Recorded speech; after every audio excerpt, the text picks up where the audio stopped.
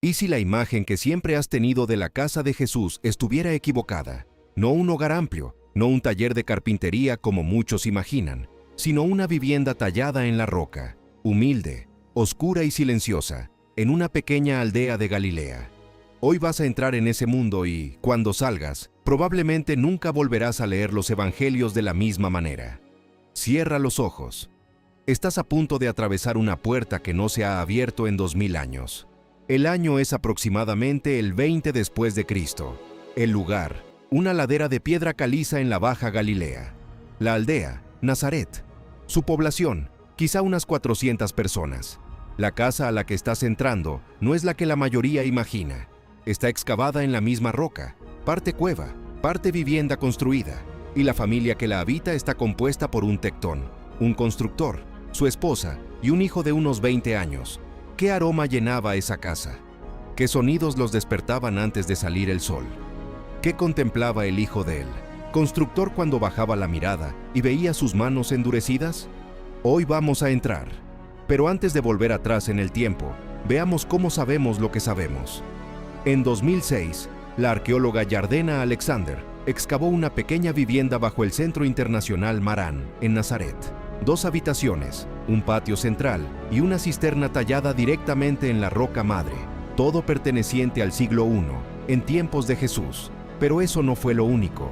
Bajo el convento de las Hermanas de Nazaret, el arqueólogo Ken Dark dedicó años a investigar otra estructura, una casa con patio excavada en la roca, fechada en el período romano temprano.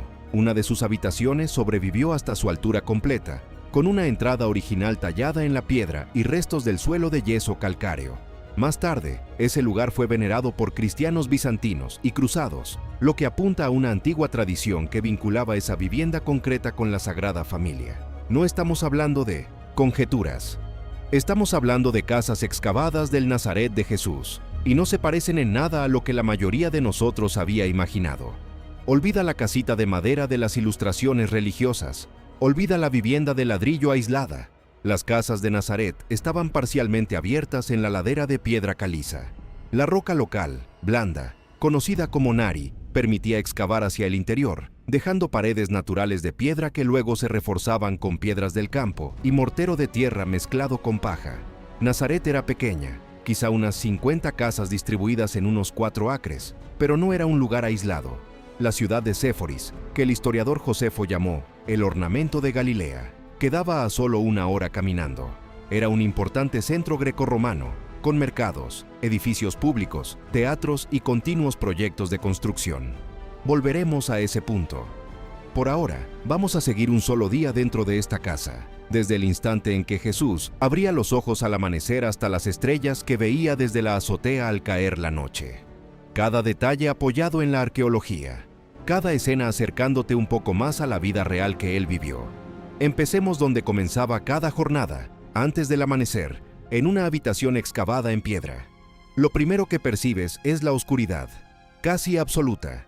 La habitación tiene ventanas, pero son rendijas estrechas abiertas en la parte alta del muro, lo que los arqueólogos denominan estilo egipcio. Están hechas para ventilar y dar privacidad, no para iluminar. Apenas entra una claridad grisácea, suficiente para anunciar que el día se acerca. El suelo bajo tu cuerpo es de tierra compactada, o quizá de fragmentos de yeso calcáreo apisonados y barridos hasta quedar lisos. Estás acostado sobre una estera de juncos, fina pero funcional. Tu manta es el mismo manto que llevaste ayer y que volverás a usar hoy.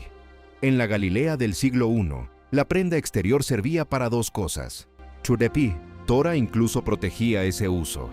Un acreedor no podía retener el manto de un hombre pobre durante la noche, porque ese manto era lo que necesitaba para dormir. No hay camas, al menos no como las conocemos hoy. La familia duerme sobre esteras extendidas en el suelo, muchas veces en la misma estancia. El lugar es reducido, el techo es bajo, vigas de madera sostienen la azotea plana que está sobre ellos.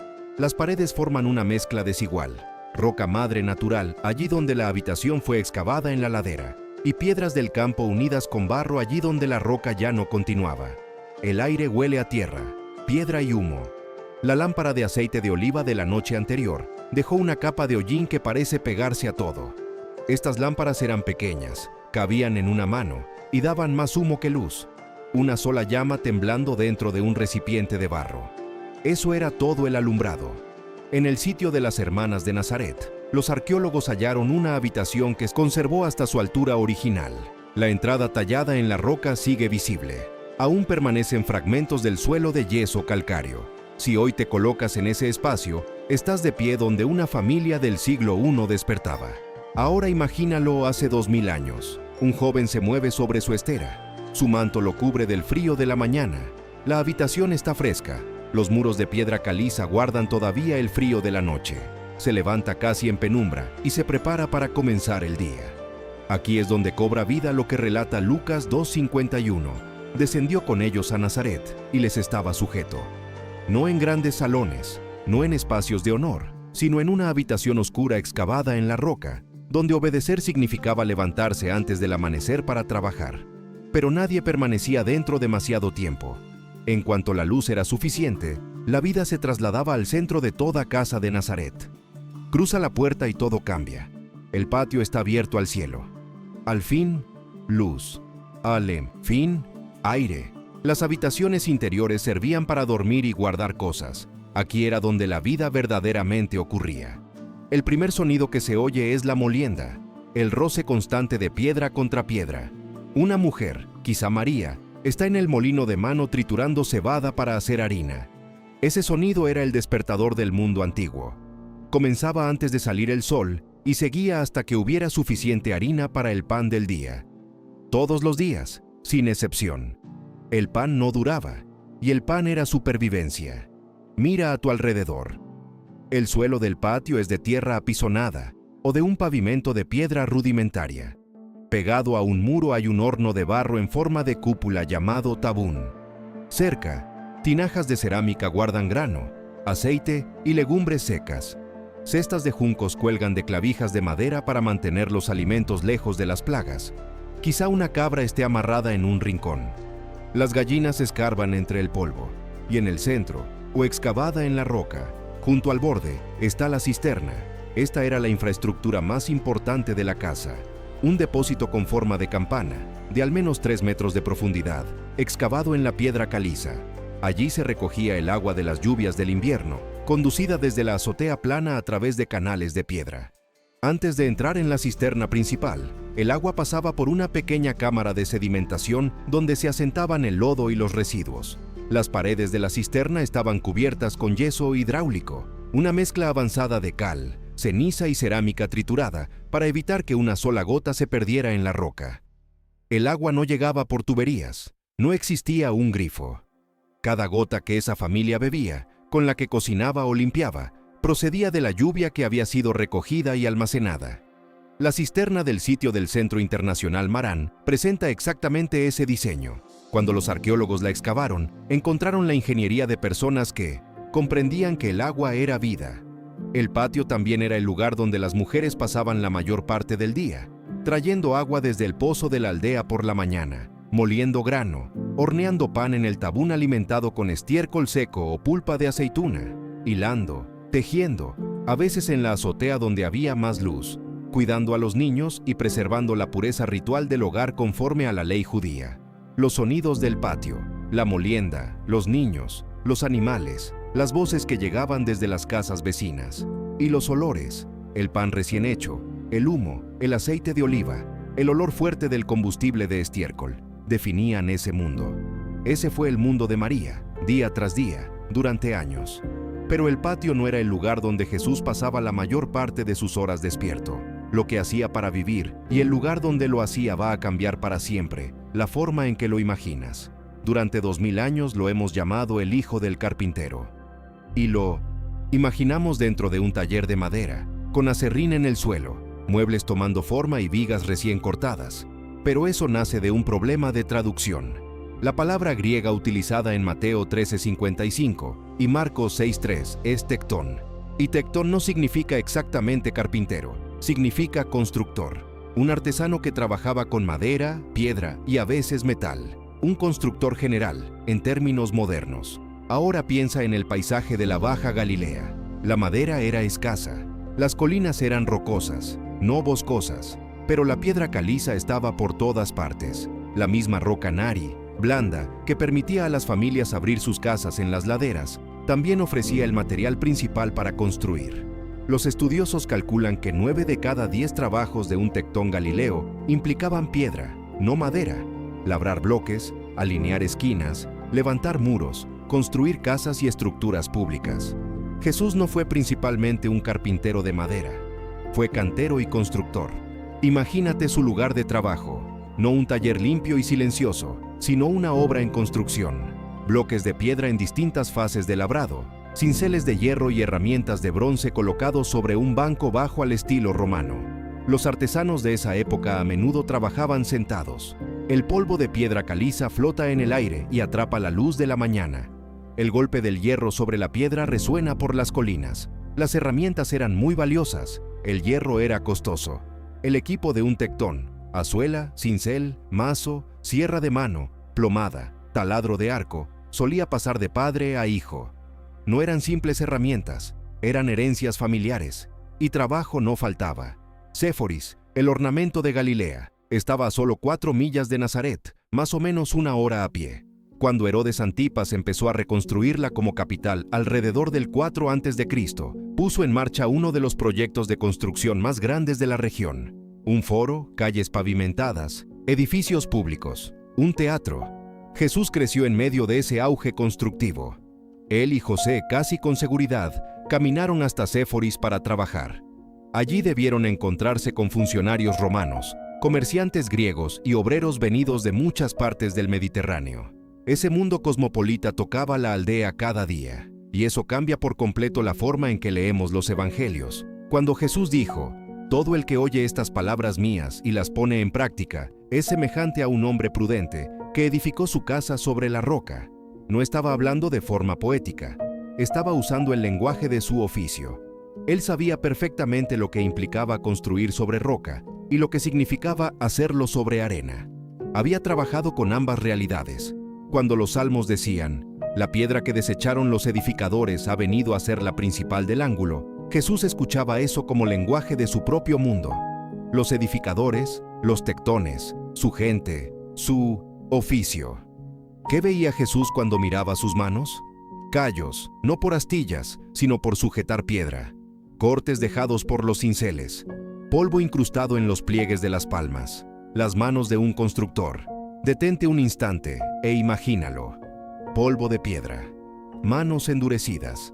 El Hijo de Dios levantando casas para familias comunes. Las mismas manos que un día serían clavadas en una cruz, aprendieron primero a dar forma a la piedra y a la madera para las viviendas de otros. Al mediodía, el sol está en lo alto, el trabajo más duro se detiene y la familia se reúne para lo que más importaba en cualquier hogar judío. No hay mesa, no hay sillas. Una estera de junco se extiende sobre el suelo del patio. La familia se sienta alrededor de un solo plato de barro colocado en el centro. Un guiso de lentejas sazonado con sal, cebolla y ajo. A un lado, pan plano partido en trozos, una copa de barro con vino mezclado con agua, quizá algunas aceitunas, quizá higos secos para endulzar. Así era una comida en el Nazaret del siglo I. La base de toda alimentación era lo que los historiadores llaman la tríada mediterránea: pan, vino y aceite de oliva. Pero el pan dominaba todo. Los especialistas estiman que entre el 50 y el 70% de las calorías diarias de una persona común procedían solamente del pan.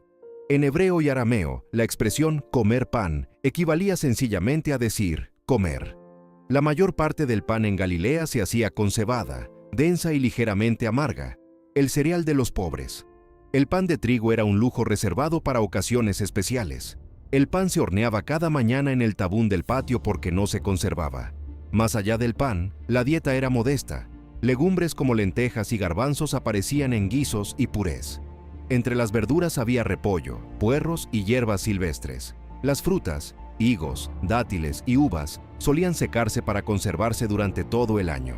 Los productos lácteos venían de cabras y ovejas, leche, queso y mantequilla, más disponibles en primavera y verano.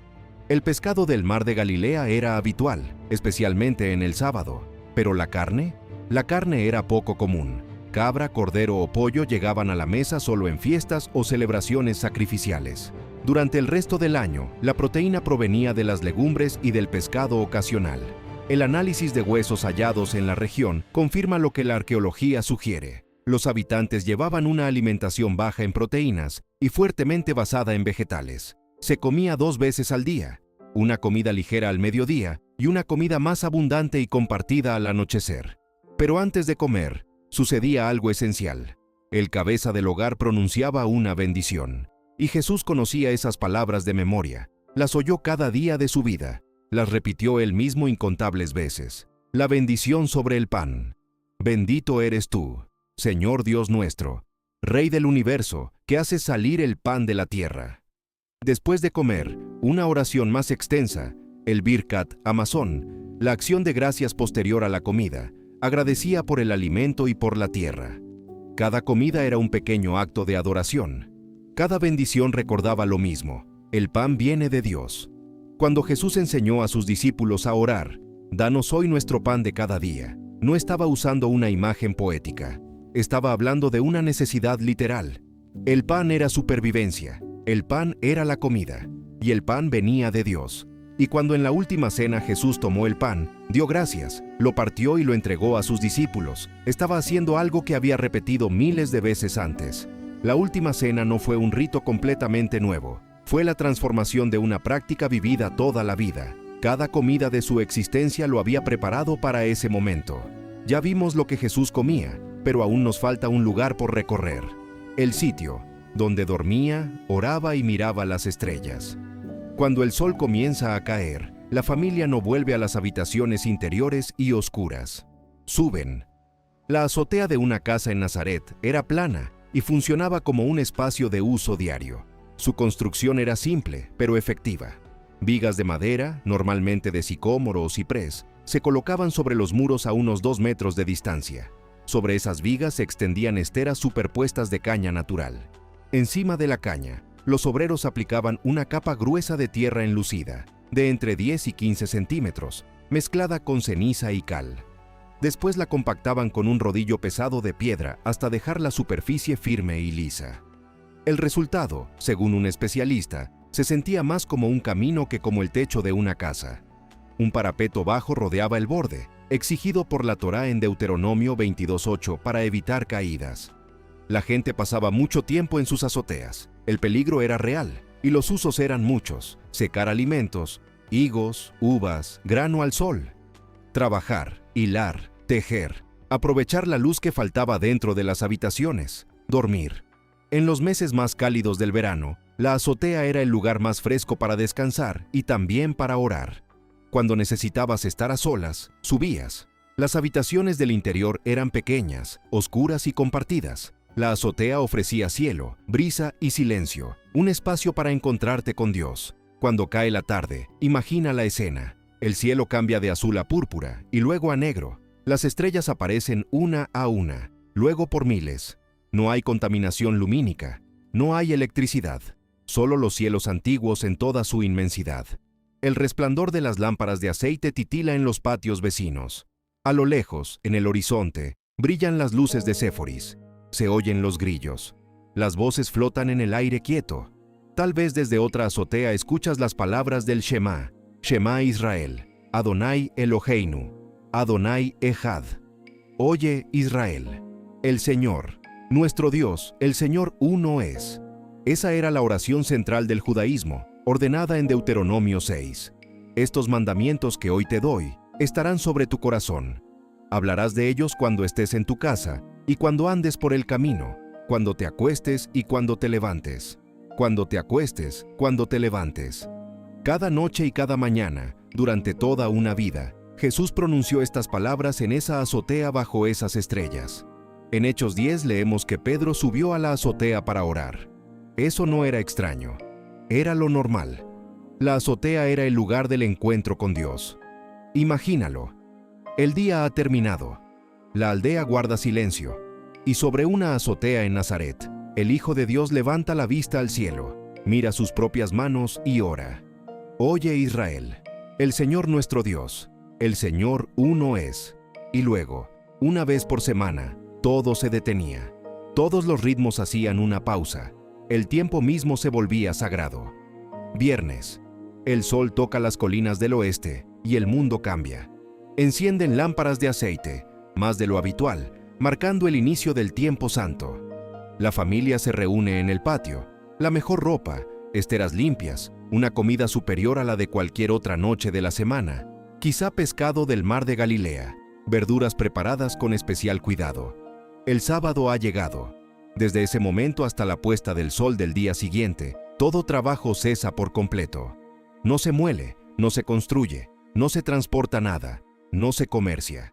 Las herramientas se guardan, el tabún se enfría, la aldea se aquieta. A la mañana siguiente, la comunidad se reúne. En las ciudades más grandes se congregaban en edificios formales llamados sinagogas. En aldeas pequeñas como el Nazaret del siglo I, antes de que esos edificios existieran, las reuniones probablemente se hacían en la habitación más amplia disponible, quizá una casa, quizá un espacio abierto. La Torá se leía en voz alta en hebreo y luego se explicaba en arameo para que todos comprendieran. Se recitaban oraciones, el Shema se pronunciaba en conjunto, se trataban asuntos de la comunidad. Esto era más que un acto religioso, era el pulso de la aldea. Lucas 4:16 nos dice: vino a Nazaret, donde se había criado, y en el día de reposo entró en la sinagoga, conforme a su costumbre. Conforme a su costumbre. No era algo nuevo. Cuando comenzó el ministerio de Jesús, él ya había vivido esto cada sábado de su vida. Las lecturas de la Torá le eran familiares. Las oraciones no le resultaban ajenas. La sinagoga era parte de su mundo. Hay otro detalle que la arqueología también revela. En las excavaciones de casas en Nazaret, aparecieron vasos de piedra caliza, copas, cuencos y recipientes de almacenamiento hechos de piedra de yeso calcáreo en vez de barro. ¿Por qué piedra caliza? Porque según la ley judía, la piedra no podía quedar ritualmente impura. Si una vasija de barro entraba en contacto con algo impuro, debía romperse, pero la piedra no. Se contaminaba de la misma forma. Podía lavarse y volver a usarse. La presencia de estos recipientes de piedra caliza nos revela algo importante.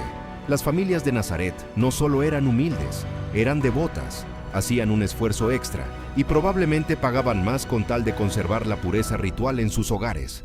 Era una práctica religiosa deliberada. Era una comunidad que tomaba la Torá con profunda seriedad. En una casa tallada en piedra, una familia guardaba las leyes escritas en piedra y Dios mismo se sentaba a su mesa. Ahora da un paso atrás. Observa todo lo que hemos recorrido. La habitación oscura al amanecer, la estera de juncos sobre el suelo de tierra compactada, el manto convertido en manta, el patio despertando, el sonido de la molienda, el agua saliendo de la cisterna, la obra de construcción, el polvo de piedra suspendido en el aire, el eco del hierro golpeando la roca, las manos endurecidas dando forma a bloques para la casa de otro, la comida compartida, el pan partido, la bendición pronunciada. Bendito eres tú, Señor Dios nuestro, Rey del universo, que haces salir el pan de la tierra. La azotea bajo las estrellas, el Shema en sus labios.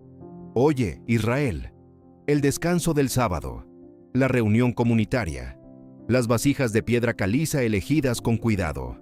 Todo eso, una vida, un lugar, un hombre. Ese fue el lugar donde Dios decidió vivir. No en un palacio, no en un templo, sino en una casa abierta en una ladera, dentro de una aldea que casi nadie conocía. Despertó sobre un suelo de tierra. Bebió agua de lluvia recogida en una cisterna excavada por su familia. Trabajó la piedra hasta lastimarse las manos. Oró las mismas oraciones que pronunciaba cualquier niño judío. Fue uno de ellos. Fue uno de nosotros. Eso es la encarnación. No una idea, no una doctrina. Una vida. Cuando Jesús dijo, yo soy el pan de vida, ya había pasado décadas partiendo pan en una casa donde el pan era supervivencia. Cuando dijo, yo soy el agua viva, había sacado agua de una cisterna, había visto cómo la lluvia la llenaba, había conocido la sed. Cuando dijo, yo soy la luz del mundo, había crecido en habitaciones tan oscuras que una sola lámpara de aceite era un tesoro. Las parábolas no eran poesía, eran memoria, las semillas y la tierra, la piedra que desecharon los edificadores, la lámpara puesta en alto, la casa levantada sobre la roca. No buscaba imágenes lejanas, estaba hablando desde su hogar. El Verbo se hizo carne, escribió Juan, y habitó entre nosotros. Habitó. Puso su tienda, se instaló en el vecindario, en una casa tallada en piedra, en una vida de pan, trabajo, oración y descanso. Se despojó a sí mismo, escribió Pablo, tomando forma de siervo, hecho semejante a los hombres. Semejanza humana. Esta semejanza, esta vida, esta casa. La próxima vez que leas los evangelios, recuerda esta casa. Recuerda las paredes de piedra caliza, el humo del aceite de oliva subiendo hacia el techo, la azotea plana bajo las estrellas, los callos en sus manos. Jesús no pasó por encima de la vida humana, entró en ella por completo. El polvo, el trabajo, las oraciones, el pan, y eso significa que entiende la tuya. Tus días comunes, los que parecen repetidos, pequeños, invisibles. Tu trabajo, ese que te deja agotado, ese que nadie aplaude. Tus oraciones silenciosas, esas que nadie más escucha. Él vivió todo eso antes. El Dios del universo sabe lo que significa levantarse antes del amanecer e ir a trabajar, comer comida sencilla y dar gracias por ella, orar en la oscuridad confiando en que alguien escucha. Si todo esto cambia tu manera de ver a Jesús, si te sientes más cerca de Él al conocer cómo era realmente su vida, aférrate a eso. Vuelve a leer los evangelios, mira con atención los detalles. Las parábolas nunca volverán a sonar igual. Las semillas, las piedras, el pan, la luz. No estaba buscando simples metáforas, estaba volviendo a su hogar. Si este mensaje tocó tu corazón, cuéntame en los comentarios qué detalle de la vida diaria de Jesús te impactó más. ¿Te sorprendió su trabajo con piedra, su forma de vivir, sus oraciones en la azotea o la sencillez de su hogar?